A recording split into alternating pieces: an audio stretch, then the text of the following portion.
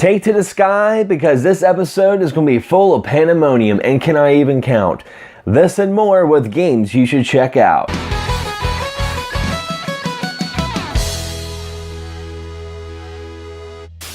Welcome back, guys, to another episode of Games You Should Check Out. I'm your host, Xander Skullion, where I talk about games that you guys should be playing, and I have recommendations from viewers like you with our 1 minute crunch, where they have to describe a game of their choice in at least 1 minute. Now, for some of you returning viewers, you're probably wondering, there's already been episode 8. Why is there another episode 8? Well, I had to apologize and make something apparent that I've lost count of the episodes.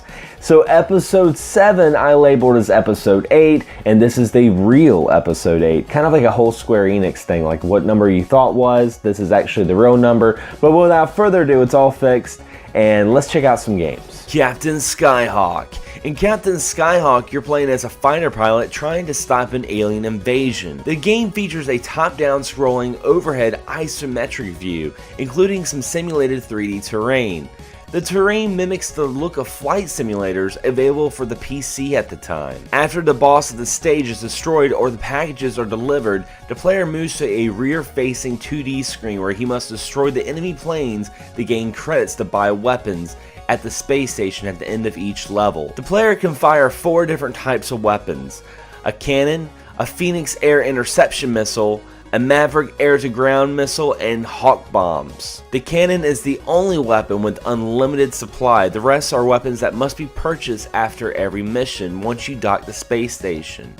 Captain Skyhawk is probably one of my favorite flight games, or one of my favorite NES games. It has such a unique style to it, and I highly recommend it if you guys want to play a game that really looks like it pushed the NES to the boundaries.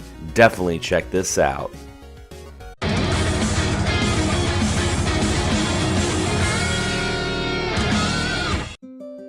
Hello everyone, this is Alex from Backlog Battle, and today I want to talk about Last Day of June, an adventure game that shares some thematic elements with Konami's Shadow of Destiny.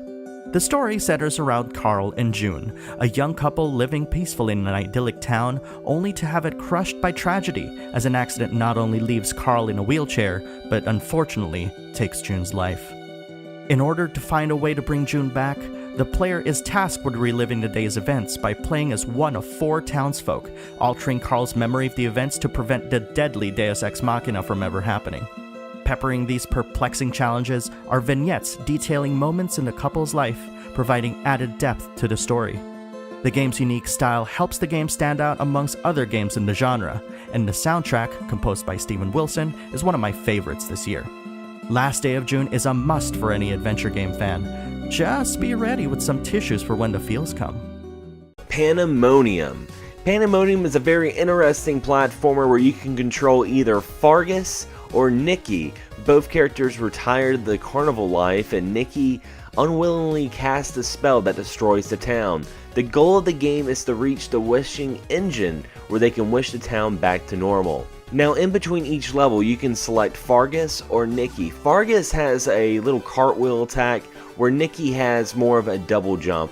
Trust me when I say this, go ahead and just play with Nikki. Fargus may look cool, but he doesn't play that well. The game does consist of great variety of unique gameplay objects, such as watermelons, clouds, spiderwebs, and logs. And while the game renders polygons in a typical 3D fashion, the gameplay is actually a 2.5D. Think of like New Super Mario Bros. 3D World. The game really has some very challenging levels, and I think the boss battles themselves are worth playing this game. I thought the boss battles were a lot of fun. And this is definitely one of those games that really sinks under the radar when people talk about old school 3D platformers. This is definitely something you guys should play and check out. Atomic Robo Kid. In Atomic Robo Kid, you're controlling this unique robot hero through 6 stages of increasing difficulty. At the end of each level, you're also followed by a duel level against other Robot Kid-sized robots. Many levels branch into others, giving the player the choice of which zone to enter next, increasing replayability. Robo Kid can collect 4 different weapons, and whichever weapon is selected is lost when Robo Kid loses a life. In addition to his default gun, collect power-ups for a shield that activates on enemy contact, plus a rapid fire and speed power-ups. You can encounter a friendly dinosaur-looking robot that sells you these weapons and shields to Robo Kid using extra lives as currency. When I started collecting for the Sega Genesis, Atomic Robo Kid was definitely under my radar. I feel like this game does not get enough recognition and not enough people talk about it. It's definitely a game you guys should check out. First off, I want to give a big shout out and a huge thank you to Alex from my Backlog Battle for submitting his 1 minute crunch of last day on June. I'll have a link on the description below to his YouTube channel so you guys can check out the full review and also check out my Backlog Battles podcast. Now there's lots of different ways from iTunes to Stitcher to their website, which is in my opinion my preferred method of checking out their podcast because they have an active survey. So this podcast is very much for listeners by listeners because you can submit feedback on what kind of stuff that you want to look forward to or what kind of things that you would like to have discussed in a future episode. Now, if you guys have a game you want to submit like Alex and take part in our 1 minute crunch, you can do so by emailing us at xsgamingpodcast@gmail.com. Again, that's xsgamingpodcast@gmail.com. And you guys will be on a future episode.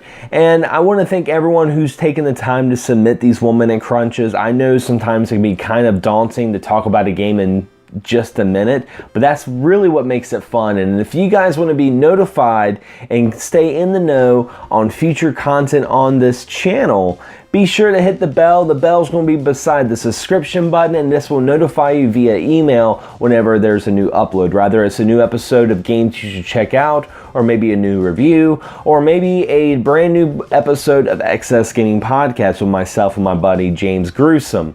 Anyway guys, as always, thanks for watching, thanks for subscribing, and as always, happy gaming. Can't get enough of XS Gaming Podcast? Be sure to check out our audio podcast on podomag.com. You can also subscribe to us on iTunes. And if you have a YouTube channel or podcast you'd like to share, be sure to check us out on Facebook on our group page and join the community. As always guys, thank you so much for all the support and happy gaming.